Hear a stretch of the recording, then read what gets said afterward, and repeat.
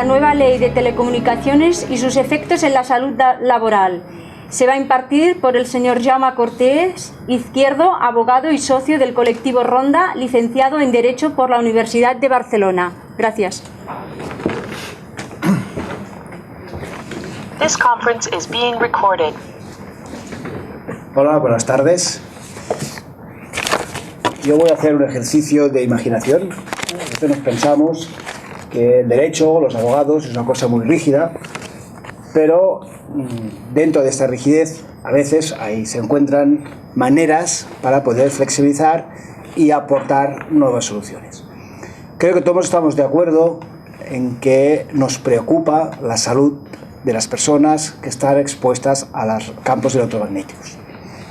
Y creo que todos estamos de acuerdo en que hemos de buscar la manera en que se reconozca esta relación causal entre las exposiciones y la salud de las personas. Para llegar a este objetivo tenemos varios caminos. Yo lo que voy a hacer hoy es aportar mi experiencia o la experiencia del despacho y sobre todo la experiencia de muchos años de legislación en temas de seguridad social y en temas de prevención de riesgos que creo que nos pueden ayudar a llegar al objetivo que todos tenemos de que se reconozca la relación de causalidad entre las radiaciones y la salud de las personas.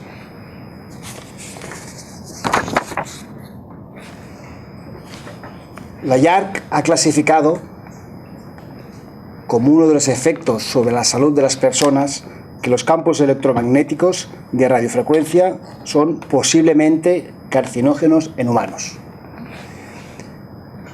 Efectos de la salud de las radiaciones o de los campos electromagnéticos son muchas, pero esta quizá es la más importante porque hablan de la palabra tabú del cáncer.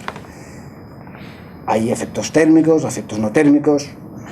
No voy a hablar sobre las consecuencias de la salud porque esto ya nos lo explican los médicos. Tampoco voy a hablar de las normativas de la radiación porque ya ha hablado otro ponente, y de los avances científicos porque posteriormente otro ponente va a hablar.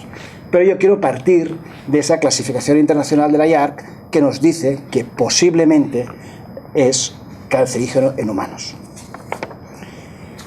Porque si nos vamos a una norma básica en seguridad social y en temas de prevención de riesgos laborales, que es el baremo o la ley de enfermedades profesionales, encontramos que en la última modificación del 2006 se nos dicen que enfermedades provocadas por agentes carcinogénicos nos dice que los C2, es decir, sustancias carcinogénicas de segunda categoría respecto a las cuales existe una presunción de que puedan considerarse carcinógenas. Con lo cual ya vemos que el baremo de enfermedades profesionales, que es un tema básico en la prevención de riesgos laborales y en temas de la seguridad y salud en el trabajo, ya nos está avisando que hay ciertos productos cancerígenos que, aunque no esté definitivamente demostrado que afectan, que provocan cáncer o son mutágenos en las personas, sí que está previsto que, aun no teniendo esa evidencia, solo que se pueda presumir, ya debería estar incluido dentro de los riesgos laborales.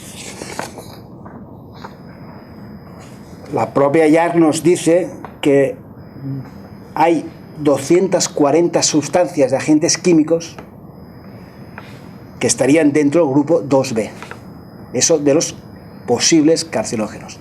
Con lo cual, estamos hablando ya no solo de las radiaciones, sino de muchos otros productos que estarían dentro de estos 240 agentes químicos o físicos que pueden provocar el cáncer.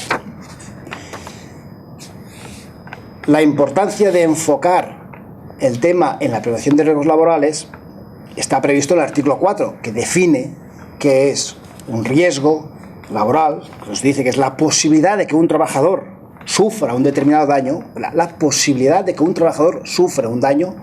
Eso es lo que define la Ley de Prevención de Riesgos Laborales como un riesgo. Y nos dice que se consideran daños cualquier enfermedad, patología, lesión sufrida con motivo o ocasión del trabajo. Y nos define el artículo 4 que cualquier local donde tenga las características generales de instalaciones, equipos, productos y demás útiles existentes en el centro de trabajo, o cualquier naturaleza de los agentes físicos, químicos y biológicos presentes en el ambiente de trabajo, con lo cual nos va definiendo siempre la Ley de Prevención de Riesgos Laborales que cualquier centro de trabajo que tenga la influencia de un agente físico que pueda presumiblemente causar un daño a la salud debe ser objeto de la evaluación de riesgos laborales. ¿Dónde quiero llegar con todo eso? Pues quiero llegar a que desde siempre el centro de trabajo ha sido un laboratorio. Cuando hablamos de riesgos laborales tenemos unas ventajas que no tenemos fuera del ámbito laboral.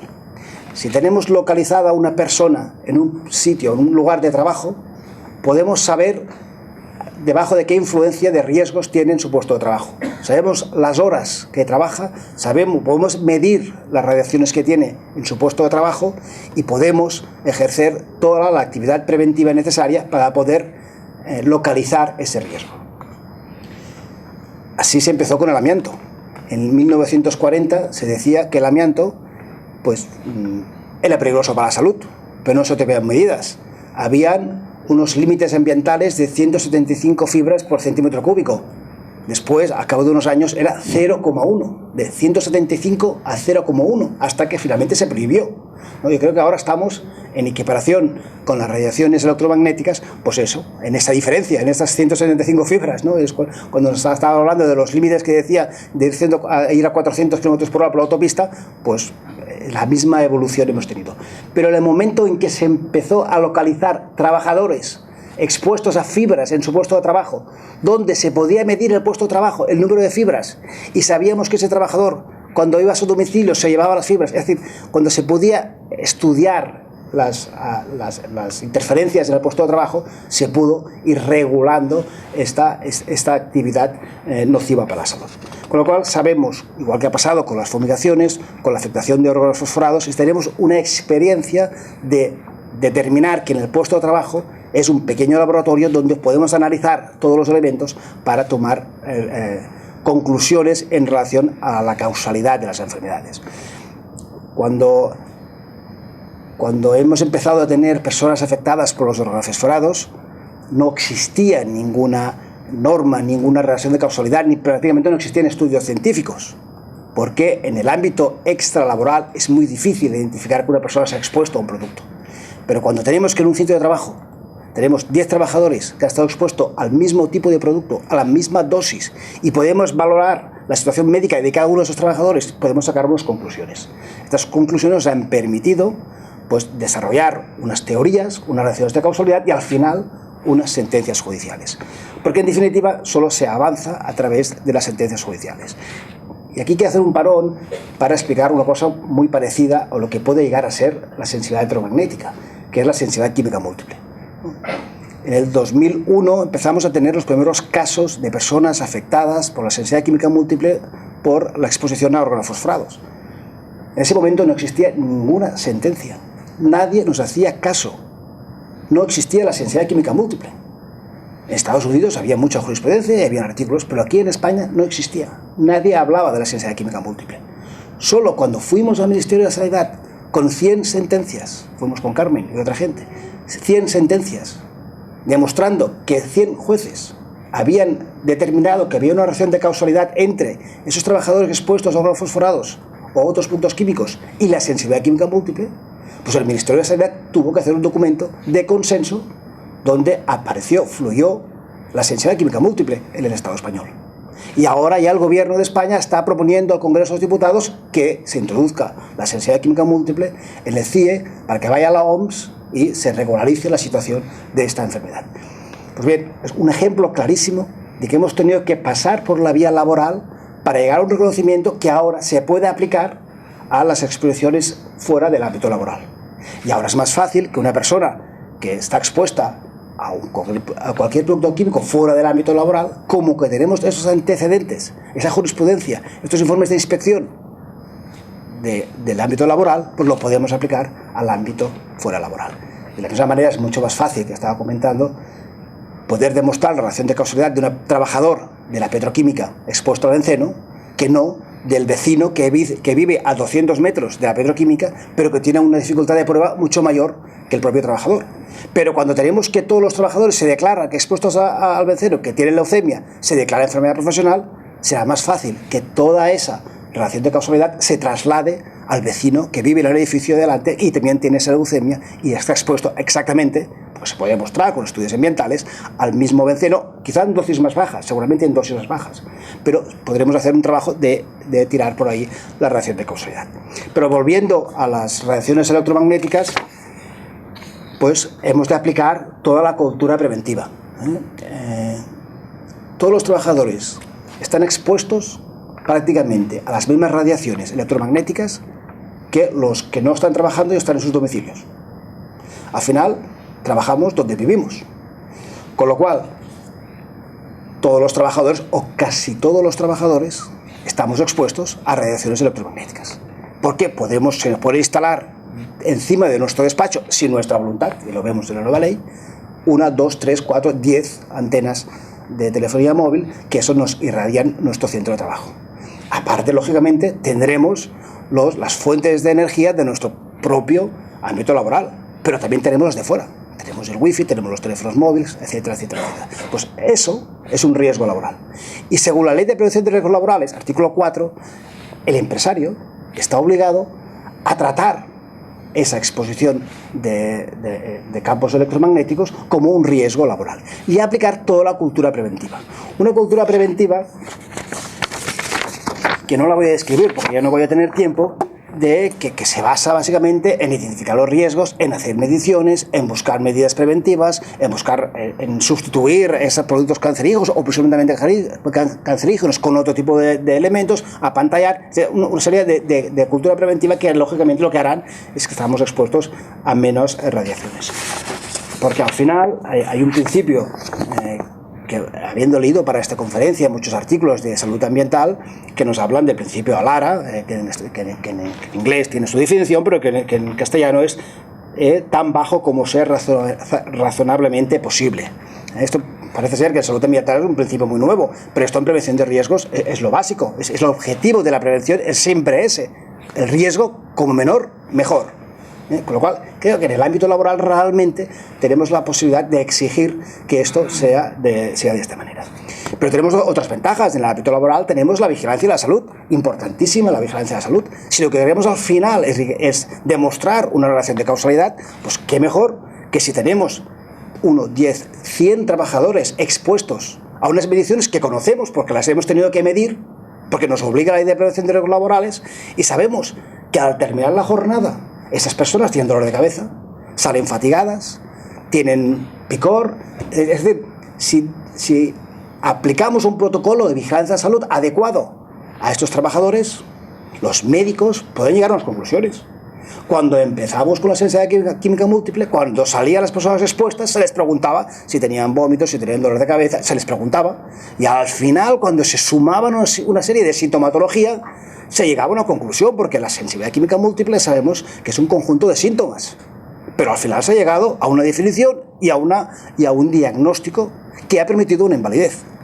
Pues en las radiaciones electromagnéticas tenemos que hacer el mismo proceso. Tenemos que preguntar a las personas expuestas qué les está pasando. Esto es la vigilancia de la salud. Para hacer eso correctamente tenemos que trabajar un protocolo sanitario. En riesgos laborales hay muchos protocolos. En el PowerPoint que tenía preparado están expuestos, porque hay un asma laboral, de dermatitis, de neuropatías, óxido de etileno, plaguicidas, plomo, radiaciones ionizantes. Cualquier de estos protocolos hay que hacer uno especialmente para los trabajadores expuestos a radiaciones electromagnéticas, y de esa manera tendremos unos resultados sanitarios que nos pueden ser muy útiles para que después lo podemos trasladar a que si una persona en su domicilio tiene los mismos síntomas que tienen los trabajadores expuestos, pues podemos hacer una equiparación que nos puede ser útil para poder exigir que saquen una antena parabólica.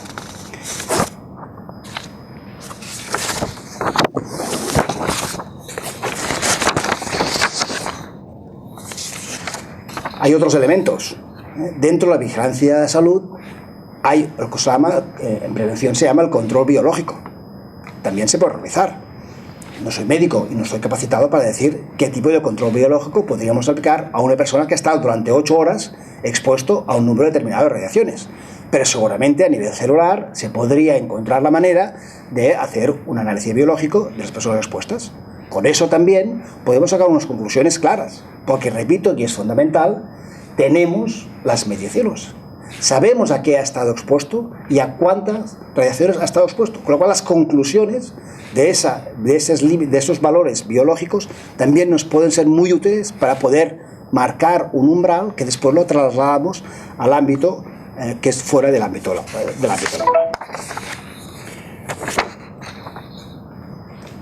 Todo eso, ¿para qué nos puede servir también?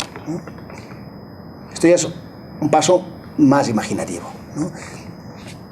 Claro, yo soy un trabajador o soy un empresario que en mi centro de trabajo, por decisión de una compañía telefónica, me instalaron una antena, ¿vale? Y mi servicio de prevención hace un estudio y resulta ser que un porcentaje importante de mis trabajadores sufren unas consecuencias por esa acción que ha hecho un tercero. Bueno, eso es un riesgo laboral. La ley de prevención de riesgos laborales lo que hace es proteger al trabajador frente a ese riesgo laboral. Pero aparte es un riesgo laboral que nos ha dicho la IARC que puede ser posiblemente cancerígeno. Y la obligación del empresario de terceros es que ese trabajador no esté expuesto a ese riesgo laboral. Es una cosa muy elemental en prevención de riesgos laborales. Pues bien, la nueva ley de la jurisdicción social nos permite, concretamente dice, para garantizar el cumplimiento de las obligaciones legales y convencionales en materia de prevención de riesgos laborales, tanto frente al empresario como frente a otros sujetos obligados legal o convencionalmente, así como para conocer de la impugnación de... Bueno, esto ya no... podrán ejercer sus acciones a estos fines en igualdad de condiciones trabajadores por cuenta ajena. Es decir, que cuando existe un riesgo laboral, el trabajador, y entiendo también el empresario, puede ejercer una acción de paralización de ese riesgo laboral frente al empresario o al tercer incumplidor. ¿Qué nos permite eso? Nos permite ir directamente a la vía social. ¿Qué ventajas tiene de ir a la vía social? Pues unas muy básicas. Primero, no hay tasas. Segundo, no hay costas. Y tercero, tenemos todos unos principios preventivos que avalan nuestra actuación. Claro que después nos pueden decir muchas cosas. Esto no deja de ser una idea, que cuando la ejecutas vas a tener muchos problemas. Nos pueden decir, como ha dicho el otro ponente, que esto es una cosa de interés general y que esto está por encima de la salud laboral. Bueno, a ver si lo dicen. Porque si al final el argumento de las compañías telefónicas que estarán demandadas en un juicio laboral en el cual estaremos pidiendo que saquen esa antena porque está afectando la salud de mis trabajadores, a ver si es que vienen a decir que bueno, que sí, que reconocen que esto causa un daño a la salud, pero que es más importante porque es de interés general. Ya veremos qué nos contestan. Pero en todo caso, son acciones que podemos hacer prácticamente en todas las empresas que tengan a una distancia prudencial unas antenas de telefonía móvil y que realmente, pues tanto el empresario, el servicio de prevención o los trabajadores quieren hacer esa labor de analizar las radiaciones que están sufriendo, de que haga un servicio de vigilancia de salud, que haga una investigación de cómo afectan estas radiaciones a los trabajadores, que los resultados sean viables, que se demuestra que realmente todo eso que estamos diciendo se puede traducir en unos números y plantear demandas en los juzgados social a ver qué pasa para que saquen de ese riesgo laboral. Esto es una propuesta atrevida, como he dicho antes, flexible. Podría dar a toda una jornada entera hablar de cada uno de estos aspectos, porque he ido muy rápido, muy genérico, todo esto es muy discutible, pero lo que tenemos que hacer es ampliar un poco el campo de visión. No podemos olvidar que los riesgos de todos los campos electromagnéticos no son diferentes en el ámbito laboral que en el ámbito extralaboral, que seguramente por las horas que nos pasamos trabajando y por el tipo de actividad que se realiza en el trabajo, la exposición es más elevada incluso que fuera del ámbito laboral. Probablemente de aprovechar toda esa experiencia que tenemos en el ámbito laboral para, conjuntamente con otros frentes, pues un poco imponer la lógica y buscar la mejor manera para cumplir con el objetivo que hemos dicho al inicio, que es el único objetivo viable de proteger la salud de las personas.